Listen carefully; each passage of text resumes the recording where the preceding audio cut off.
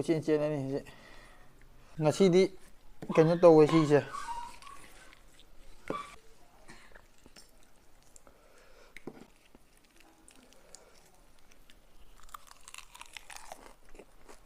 ꯑꯩꯅ ꯍꯧꯖꯤꯛ ꯆꯥꯔꯤꯁꯦ ꯁꯨꯝ ꯆꯥꯕ ꯌꯥꯕꯩ ꯆꯥꯕꯅꯤꯀꯣ ꯌꯥꯗ꯭ꯔꯗꯤ ꯑꯩ ꯆꯥꯔꯣꯏꯕꯀꯣ ꯃꯌꯥꯝ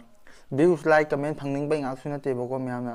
ꯍꯥꯏꯔꯛꯄꯁꯨ ꯑꯍꯥꯟꯕꯃꯛꯇꯗ ꯑꯩꯒꯤ ꯚꯤꯗꯤꯑꯣꯁꯤꯕꯨ ꯌꯦꯡꯕꯤꯔꯤꯕ ꯑꯍꯜ ꯂꯃꯟ ꯕ꯭ꯔꯗꯔ ꯁꯤꯁꯇꯔ ꯈ꯭ꯋꯥꯏ ꯄꯨꯝꯅꯃꯛꯄꯨ ꯑꯍꯥꯟꯕꯃꯛꯇꯗ ꯈꯨꯔꯨꯝꯖꯔꯤ ꯃꯌꯥꯝ ꯉꯁꯤꯁꯨ ꯀꯩꯅꯣ ꯃꯥꯏꯈꯨꯝꯕꯤ ꯆꯥꯔꯛꯀꯦꯕꯀꯣ ꯉꯁꯤꯗꯤ ꯀꯣꯠꯅꯕ ꯌꯥꯎꯒꯦ ꯍꯪꯒꯥꯝꯗꯤ ꯀꯣꯠ ꯆꯥꯒꯦꯕꯀꯣ ꯑꯗꯣ ꯍꯟꯗꯛꯁꯦ ꯑꯩ ꯚꯤꯗꯤꯑꯣꯁꯦ ꯃꯄꯨꯡ ꯐꯥꯅ ꯊꯥꯒꯠ ꯉꯝꯗ꯭ꯔꯦ ꯍꯥꯏꯗꯤ ꯊꯕꯛ ꯀꯩꯀꯥ ꯑꯗꯨꯝ ꯆꯠꯄꯅꯤꯅꯀꯣ ꯈꯔ ꯐꯔꯛ ꯇꯥꯔꯕ ꯍꯥꯏꯇꯥꯔꯦ ꯑꯗꯒꯤ ꯀꯩꯅꯣꯁꯨ ꯇꯧꯕ ꯍꯥꯏꯇꯥꯔꯦ ꯃꯁꯤ ꯑꯗꯨꯝ ꯀꯣꯏꯆꯦꯟ ꯆꯦꯜꯂꯤ ꯍꯟꯗꯛꯁꯤ ꯕꯤꯟ ꯐꯪꯗꯕ ꯑꯗꯨꯅ ꯚꯤꯗꯤꯑꯣ ꯊꯥꯒꯠꯂꯛꯀꯗꯕꯗꯣ ꯈꯔ ꯐꯔꯛ ꯇꯥꯔꯦ ꯑꯗꯨꯅꯅꯦ ꯑꯗꯨ ꯑꯣꯏꯇꯥꯔꯗꯤ ꯃꯌꯥꯝ ꯁꯤ ꯍꯧꯔꯒꯦ ꯍꯪꯒꯥꯝ ꯀꯣꯠꯅꯕ ꯌꯥꯎꯔꯤ ꯁꯤ ꯆꯅꯝ ꯃꯅꯥ ꯁꯤ ꯂꯩꯔꯦꯀꯣ ꯁꯤ ꯃꯣꯔꯣꯛ ꯃꯍꯤꯅꯦꯕ ꯃꯣꯔꯣꯛ ꯃꯍꯤ ꯑꯣꯏꯗꯣꯏꯅꯤ ꯁꯤ ꯍꯩꯊꯔꯒꯀꯣ ꯀꯣꯏꯆꯦꯟ ꯆꯦꯟꯂꯅꯤ ꯍꯧꯖꯤꯛ ꯆꯥꯃꯁꯅ ꯑꯣꯏꯅ ꯇꯧꯒ ꯉꯁꯤꯗꯤ ꯀꯩꯅꯣ ꯇꯧꯋꯦ ꯁꯤꯁꯦ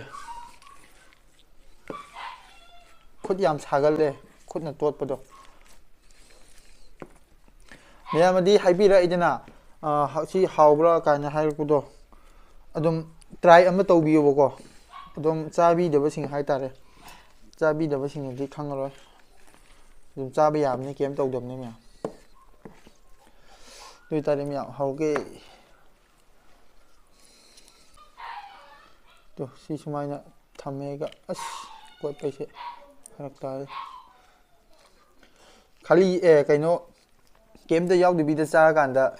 ꯊꯤꯜꯂꯦꯕ ꯃꯥꯒꯤ ꯃꯅꯤꯡꯗ ꯀꯩꯅꯣ ꯇꯤꯡꯈꯪ ꯄꯥꯜꯂꯦꯕꯀꯣ ꯃꯌꯥꯝꯗ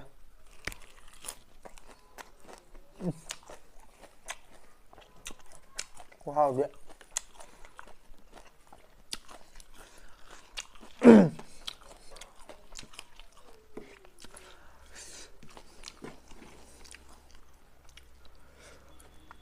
ꯀꯣꯕꯤ ꯃꯅꯥꯒ ꯀꯣꯠꯁꯨ ꯍꯥꯎꯗꯣꯏꯅꯤ ꯃꯌꯥꯝꯁꯦ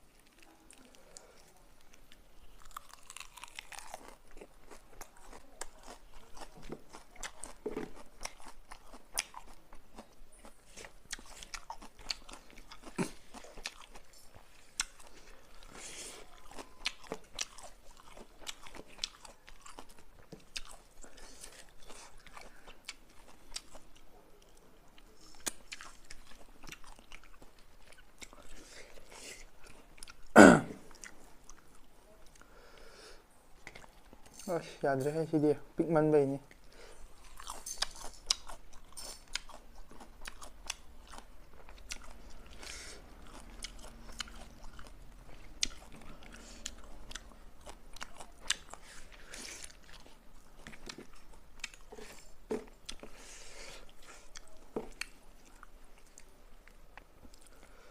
ꯁꯨꯃꯥꯏꯅ ꯍꯥꯞꯄꯒ ꯍꯋꯥꯏ ꯃꯇꯣꯟꯒ ꯀꯣꯠꯁꯨ ꯍꯥꯎꯅꯤꯀꯣ ꯁꯤꯁꯦ ꯑꯩ ꯁꯨꯝ ꯈꯟꯕꯗ ꯀꯣꯕꯤ ꯃꯅꯥ ꯀꯣꯠꯁꯨ ꯍꯥꯎꯗꯧ ꯃꯥꯜꯂꯦ ꯃꯌꯥꯝ ꯁꯨꯃꯥꯏꯅ ꯊꯛꯆꯤꯜꯂꯒ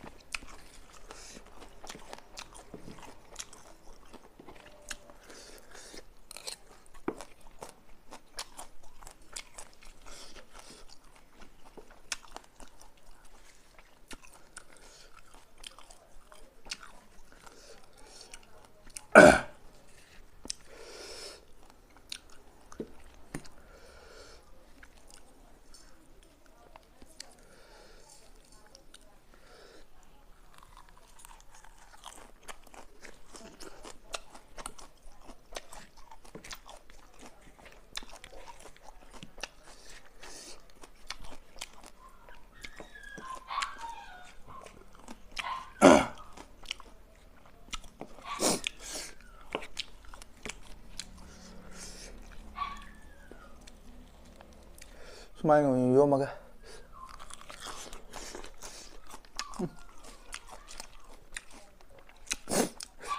ꯃꯌꯥꯝ ꯇ꯭ꯔꯥꯏ ꯑꯃ ꯇꯧ ꯊꯥꯖꯗ꯭ꯔꯗꯤ ꯍꯩꯅꯗꯕ ꯃꯤꯁꯤꯡꯗꯤ ꯈꯪꯗꯦꯀꯣ ꯍꯥꯎꯕꯅꯦꯕꯀꯣ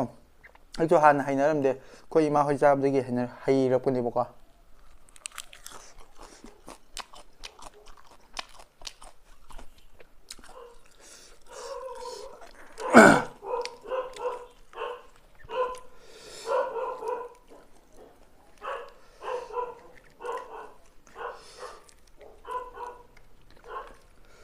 수많이 할 때 담마가면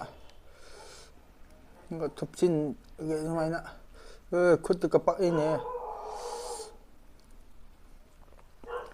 많이 덮질러가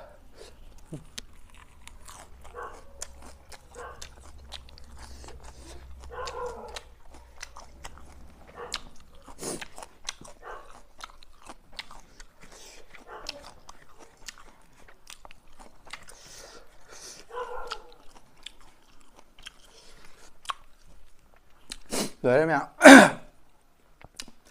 ꯑꯗꯨ ꯑꯣꯏꯇꯥꯔꯗꯤ ꯃꯌꯥꯝ ꯆꯥꯕꯁꯨ ꯂꯣꯏꯁꯤꯜꯂꯕꯅꯤꯅ ꯚꯤꯗꯤꯑꯣꯁꯦ ꯁ꯭ꯋꯥꯏ ꯃꯇꯥꯡ ꯂꯣꯏꯁꯤꯟꯖꯔꯒꯦ ꯅꯅꯥꯎ ꯑꯩꯒꯤ ꯚꯤꯗꯤꯑꯣꯗ ꯁꯣꯏꯈꯤꯕ ꯂꯥꯟꯈꯤꯕ ꯌꯥꯎꯔꯁꯨ ꯑꯍꯜ ꯂꯃꯟ ꯕ꯭ꯔꯗꯔ ꯁꯤꯁꯇꯔ ꯈ꯭ꯋꯥꯏ ꯄꯨꯝꯅꯃꯛ ꯉꯥꯛꯄꯤꯌꯨ ꯃꯣꯔꯣꯛ ꯁꯥꯏ ꯃꯌꯥꯝ ꯑꯗꯨꯅ ꯃꯌꯥꯝ ꯑꯩꯅ ꯍꯧꯖꯤꯛ ꯆꯥꯔꯤꯁꯦ ꯁꯨꯝ ꯆꯥꯕ ꯌꯥꯕꯩ ꯆꯥꯕꯅꯤꯀꯣ ꯌꯥꯗ꯭ꯔꯗꯤ ꯑꯩ ꯆꯥꯔꯣꯏꯕꯀꯣ ꯃꯌꯥꯝ ꯚ꯭ꯌꯨꯁ ꯂꯥꯏꯛ ꯀꯃꯦꯟ ꯐꯪꯅꯤꯡꯕꯩ ꯉꯥꯛꯁꯨ ꯅꯠꯇꯦꯕꯀꯣ ꯃꯌꯥꯝꯅ ꯍꯥꯏꯔꯛꯄꯁꯨ ꯌꯥꯎꯋꯦꯕꯀꯣ